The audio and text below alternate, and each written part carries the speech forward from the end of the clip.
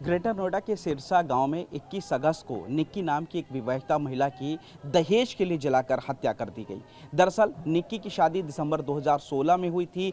विपिन नाम का शख्स था और दहेज में बाकायदा स्कॉर्पियो और कैश दिया गया था। लेकिन शादी के बाद से ही निक्की और उसके पति में अक्सर लड़ाई होती रहती थी। जो आरोपी पति है वो दहेज की डिमांड करता था और निक्की के साथ ही उसकी बड़ी बहन कंचन की शादी भी अपने उसके देवर के साथ हुई थी। तो दोनों बहनें एक ही घर में रहती थी, लेकिन उनके साथ लगातार मारपीट की जा रही थी। 21 अगस्त को बताया जा रहा है कि निक्की घर पर मौजूद थी। उसके पति विपिन ने मारपीट शुरू की। उसके साथ में आरोप लगाया जा रहा है कि निक्की की जो सास थी, ससुर थे और जो देवर था रोहित, वो भी उस वक्त वहां पर मौजूद थे और उन सब ने मिलकर के निक्की पर पेट्रोल डाल करके उसको आग लगा दी।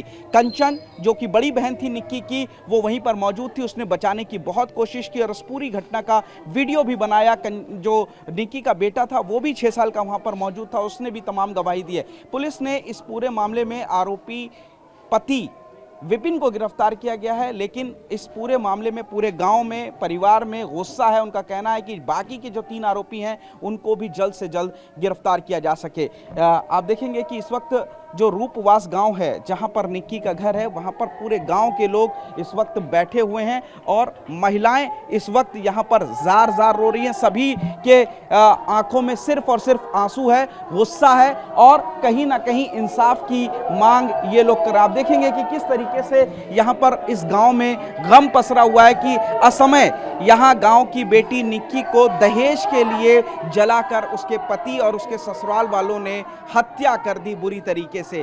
फिलहाल जो पिता हैं उनका कहना है कि निक्की के कातिलों का एनकाउंटर होना चाहिए। उनकी बेटी की जिस तरीके से हत्या की गई है वो भी इंसाफ के तौर पर आरोपियों की मौत की मांग कर रहे हैं। फिलहाल पुलिस ने इस पूरे मामले में आरोपी पति विपिन को गिरफ्तार किया है, लेकिन बाकी के 3 आरोपी अभी भी फरार हैं, जिनकी गिरफ्तारी के लिए पुलिस दबिश डाल रही है। लेकिन सबसे बड़ी बात यह है 21वीं सदी चल रही है और यहां अभी भी दहेज जैसी चीज के लिए विवाहिता को जलाकर मारा जा रहा है, वो भी दिल्ली से सटे ग्रेटर नोएडा में। ये तमाम सवाल खड़े करता है इंसान की जहनियत पर, उसकी पढ़ाई लिखाई पर और उसके आचरण पर। फिलहाल पुलिस इस पूरे मामले की जांच कर 3 आरोपियों की तलाश कर रही है। देखिए, जिस तरह से उन्होंने दरिंदगी की है, इससे बिटिया ही नहीं गई है, हमारी पूरी समाज के लिए कलंक लगा है। और इसका बिल्कुल हम चाहते हैं कि इस तरह का इलाज हो या इस तरह की कानूनी कार्रवाई हो या इस तरह की उनको सज़ा हो कि एक मिसाल कायम हो कि इस तरह के दरिंदों को इस तरह की सज़ा दी जाए, जिससे आगे के लिए एक नसीहत हो जाए। जो लोग इस तरह का दिमाग में विचार भी लाते हैं उनको समझ में आ जाए कि इस तरह कभी नहीं करना है। आप क्या चाहते हैं, क्या सज़ा होनी चाहिए? हमारे हिसाब से तो सीधा सीधा लड़का का एनकाउंटर होना चाहिए। और जो उस लड़का की माँ है जिन्होंने पेट्रोल डाला है, चूँकि आग तो उसने लगे लड़का ने, तो उसे भी जो कड़ी से कड़ी सज़ा फांसी की कम से कम हो। और लड़का का तो 1-2 दिन में एनकाउंटर हो जाए तो ठीक है, नहीं तो बिल्कुल हम बैठने वाली नहीं है। और जो है हमारी योगी सरकार से यही विनती है कि इसे अपने संज्ञान में लेकर जल्द से जल्द जो इसकी कार्रवाई करें, क्योंकि गौतम बुद्ध नगर में ये बिल्कुल जो है व्यवस्था बिल्कुल चरमरा गई है और कोई भी कहने सुनने वाले यहाँ है नहीं। बिल्कुल जंगल राज चल रहा है कि सबके पूरे परिवार के सामने सब वहाँ जो है उसकी सास भी है, उसको देवर भी है, उसके जो है वो विपिन भाटिया जो है, और उसके बाद सीधे सीधे गिरफ्तार कर लेती है। उस पर एक मतलब एक चट्टू भी नहीं मारा जो है।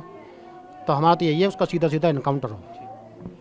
आप क्या कहना चाहते हैं? बस हमारा भी यही कहना है कि उनका जल्दी से जल्दी इंसाफ मिलना चाहिए। बस हमें तो क्या सज़ा चाहते हैं आप? सज़ा तो वही है कि उनका घर पर टूट जाए और इन्हें एनकाउंटर होना चाहिए।